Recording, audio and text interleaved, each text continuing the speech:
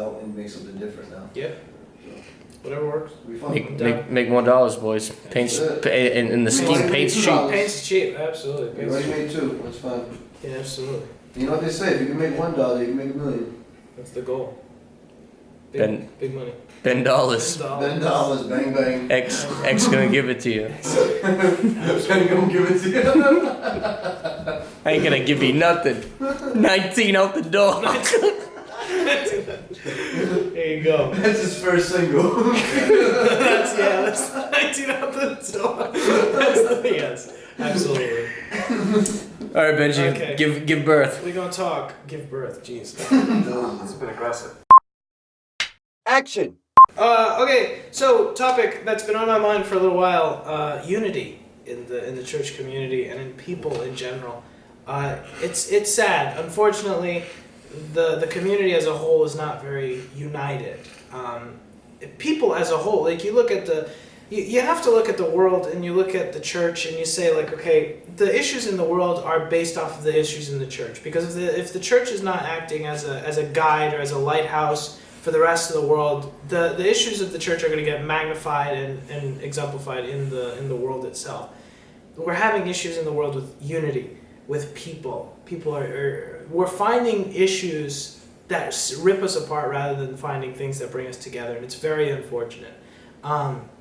In the church community, it's the same exact thing, and it's really sad to see church communities where we all come together and we just play church and we walk out and we don't know each other and we don't love each other and we see each other at the supermarket and we just walk right by each other, and it's sad and it's unfortunate. And we were having a discussion the other day about this topic where it's all like, you go to any person, any church-going person, and you say like, okay, do you have a unified church? Unfortunately, 9 times out of 10, it's not gonna be yes. And that's sad, and there's a lot of different reasons for it, and there's a lot of different issues that you could say about it. But unity as a whole is something that we need to work on as a people. What we can see in the geopolitical landscape of the entire world, especially in America, it's so accentuated. But you have these race politics, and we have all these people group politics and identity politics, where it's like, well, if I fit this one demographic, then automatically I'm lumped in this box, and this box can't commingle with every other box. Does that strike anything with you? It's tough because people like to assume that humans are one-faceted. They only have one side. They only do this one thing. You like this thing, so you obviously hate that thing. And it's very tough because we're all individualized people, and we're all unique in our own aspirations and the things that we like, the things that we don't like. And binning people by these cliches or these stereotypes or things of that nature is not healthy. As the goal is to bring people together, and the reasons why these things happen are because people try to spur up support for their movements, and they say, okay, well, I am resonating with you based off of this one thing, so let's go attack the people that I don't like. And because you and I like this same thing, and you don't have a strong opinion about this other thing, join my cause and we'll go attack this other thing. And it's very sad, and it's very manipulative. It's a power move. It's a very sad power move.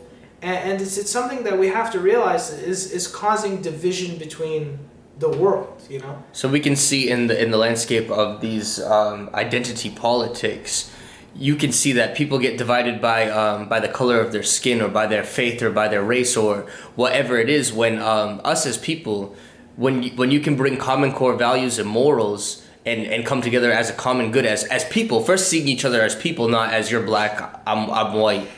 And coming together as a solid group of people and values, so moral standards and values. That's really what should unite people and come. And we can see this division in the body of Christ, where you can come down the avenue on the street, and there'll be 10 different churches, all of the same denomination, within 5 blocks of each other. Or even if they're different denominations, there are common core values that we can hold on to. Is there anything you can elaborate on that about? It's sad that we've looked at these things and we've said, okay, there's nothing really it's unfortunate that it's gotten so good in America, at least, that we're finding we have nothing better to do than to find the nitpicky details that separate us as people. And the example that you've been using of the idea of like, okay, you go down the street and there's 10 different churches, they're all the same denomination, they all preach the same thing, but there's 10 of them. Why? It's because the idea isn't the denomination, it's not the moral standpoint that they're taking, it's this person said something bad about me and I'm going to go and do this thing, or I'm going to start my own church, or I don't agree necessarily with that one specific detail of this process.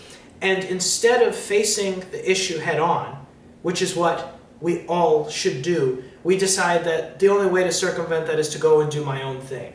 That's not healthy.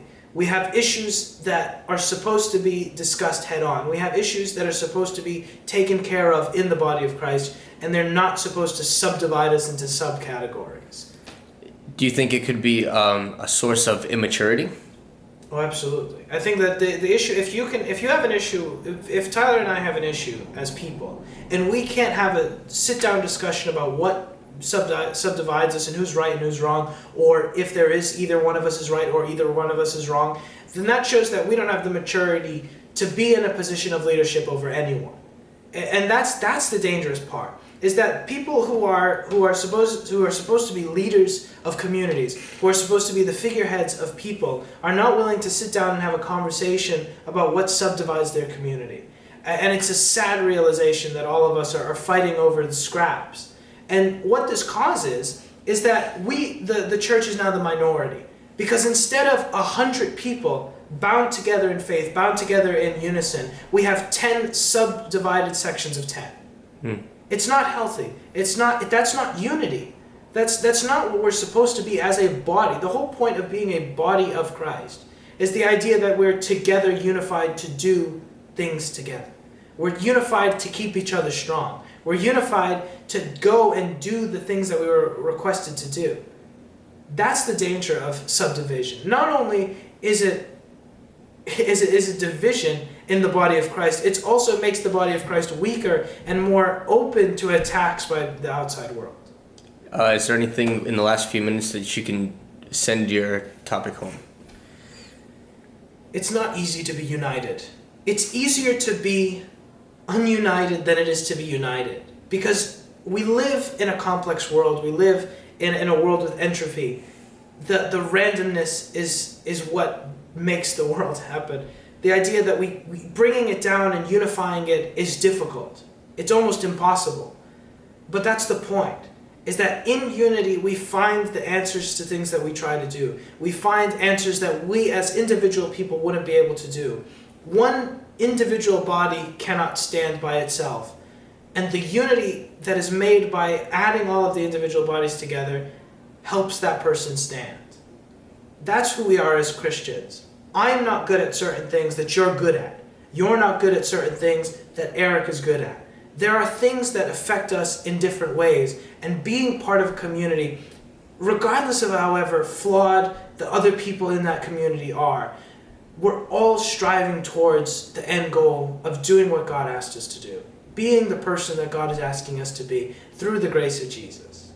These are things that we can only achieve as a community, because when I fall down, I need someone there to pick me up. And when you fall down, I want to be there to pick you up and to help you finish your walk.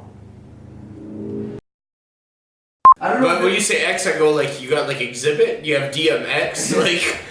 I don't know. I wasn't really into X gonna give it to you, right? X gonna give it. Was that not him, or was that DMX? That was DMX. Oh, that was DMX. Yeah, actually. I don't know which one of the which is.